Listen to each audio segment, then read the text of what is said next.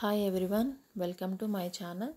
నా ఛానల్లో వచ్చేసి shopping, travelling, cooking, beauty tips అలాగే డైలీ వ్లాగ్స్తో ప్రతిరోజు ఒక వీడియో పెట్టడానికి ప్రయత్నిస్తాను. ఈరోజు అయితే పుట్నాల కారం ఎలా చేసుకోవాలో చూద్దాము. పుట్నాల్ని వేయించిన శనగపప్పు అని కూడా అంటారు. నేనైతే గుండ్లు తీసుకున్నాను. మామూలుగా వేయించిన శనగపప్పు అయినా పర్వాలేదు, బాగుంటుంది. నేను ఇక్కడ వచ్చేసి పుట్నాలు, జీలకర్ర, ధనియాలు, ఎండుమిరపకాయలు, వెల్లుల్లి ఫుల్ ఒక వెల్లుల్లిపాయ మొత్తం తీసుకున్నాను. ఇక్కడ వచ్చేసి ఎండుమిరపకాయలు ఒక 12-15 తీసుకున్నాను. మనకి కారాన్ని బట్టి తీసుకోవాలి. ఒక బౌలు వేయించిన శనగపప్పుకి 5 స్పూన్లు ధనియాలు, 2 స్పూన్లు జీలకర్ర తీసుకున్నాను. ఈ ప్యాన్లో మిరపకాయల్ని వేడి చేస్తున్నాను. ఇవి కొంచెం ఫ్రై అయిన తర్వాత మనము ధనియాలు ఉన్నాయి కదా, ఆ ధనియాలను కూడా దీనిలోనే వేసేసి వేయించుకోవాలి. ఇలా వేయించుకుంటే ధనియాలు కూడా రెడ్ కలర్లో వచ్చేంత వరకు వేయించుకోవాలి. లేదు అంటే మిరపకాయలని పక్కకు తీసేసి ధనియాల వరకు అయినా సపరేట్గా అయినా వేయించుకోవచ్చు. నేనైతే అన్నీ కలిపి ఒకేసారి వేయించేస్తున్నాను. మీరైతే వాటికి సపరేట్గా మీకు తెలియదు అలా అనుకుంటే మిరపకాయలని సపరేట్గా, ధనియాలని సపరేట్గా, జీలకర్రని కూడా సపరేట్గా వేయించుకోవచ్చు. నేను ధనియాలు కొంచెం రెడ్ కలర్లోకి వచ్చేంత వరకు వేగిన తర్వాత ఈ జీలకర్ర కూడా వేసుకున్నాను. ఈ జీలకర్ర కూడా కొంచెం ఫ్రై అవ్వాలి. మనకి తెలుస్తుంది చూస్తే అవి ఫ్రై అయ్యింది లేనిది. ఈ చూసుకొని ఫ్రై చేసుకోవాలి, లేదు అంటే మాడిపోతాయి. మీకు అలా కుదరదు అనుకుంటే వాటికి సపరేట్గా వేసుకున్నా పర్వాలేదు. ఈ కారం వచ్చేసి ఇడ్లీలోకి, దోశలోకి, వేడివేడి అన్నంలోకి నెయ్యి వేసుకొని తింటే చాలా బాగుంటుంది. ఒకసారి ట్రై చేయండి.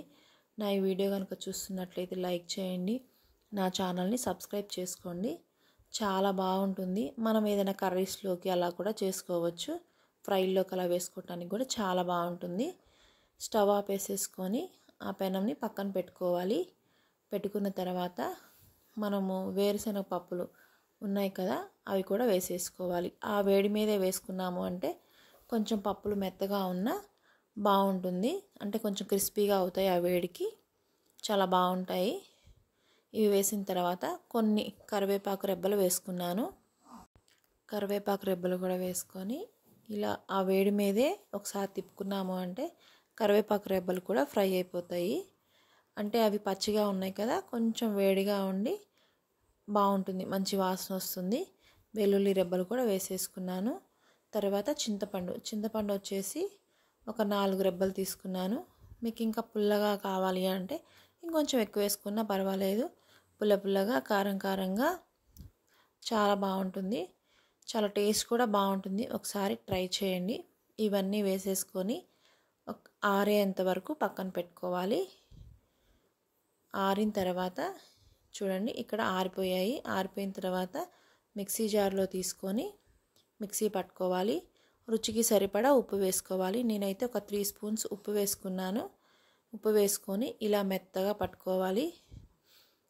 ఇలా పట్టుకున్న తర్వాత ఒక ఎయిర్ టైట్ డబ్బాలో పెట్టేసుకున్నాము అంటే స్మెల్ అనేది బయటికి పోకుండా చాలా ఫ్రెష్గా ఉంటుంది. ఇది మనము దోశలోకి, ఇడ్లీలోకి, అన్నంలోకి అలాగే కర్రీస్లో కూడా వేసుకోవచ్చు. నేనైతే గాజు సీసాలోకి తీసుకొని స్టోర్ చేసుకుంటున్నాను. మీకు గాజు సీసాలు అవైలబుల్ లేకపోతే ఏదైనా ఎయిర్ టైట్ డబ్బాలో పెట్టుకున్నా ఫ్రెష్గా ఉంటుంది. ఇది మనం ఒక 15 days 20 daysకి అయిపోతుంది. నేనైతే పుట్నాల కారం ఇలా చేసుకున్నాను. మీకు కనుక నచ్చితే లైక్ చేయండి, నా ఛానల్ సబ్స్క్రైబ్ చేసుకోండి.